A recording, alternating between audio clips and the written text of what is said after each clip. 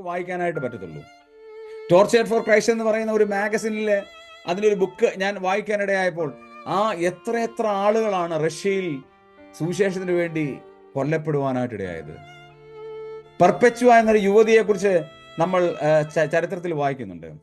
പൂർണ്ണ ഗർഭിണിയായ പെർപെച്വ, അതേ ആ സ്ത്രീയെ നടു റോഡിൽ റോമൻ ഭരണാധികാരികളുടെ കത്തി കൊണ്ട് വയറ് കീറി കുഞ്ഞ് പുറത്തു വന്നു എന്നുള്ളതാണ് ചരിത്രം രേഖപ്പെടുത്തിയിരിക്കുന്ന കാര്യം. പെർപെച്വ എന്നാണ് ആ സ്ത്രീയുടെ പേര്, ആ ഭക്തയായ സ്ത്രീ. എന്നിട്ടും പറഞ്ഞു, ഞാൻ യേശുവിനെ തള്ളിപ്പറയില്ല.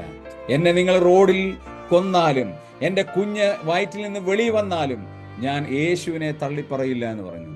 അങ്ങനെ ഭക്തകളായ അനേക ആയിരങ്ങൾ ജീവൻ ബലി നൽകിയതാണ് ഈ വചനത്തിന് വേണ്ടി എന്നുള്ളത് മനസ്സിലാക്കണം. നമുക്ക് അതിന്റെ വില ഇപ്പോൾ മനസ്സിലാകുന്നില്ല. എത്ര ഭാഷാന്തരം ചെയ്ത്, എത്ര ട്രാൻസ്ലേഷൻ ചെയ്ത്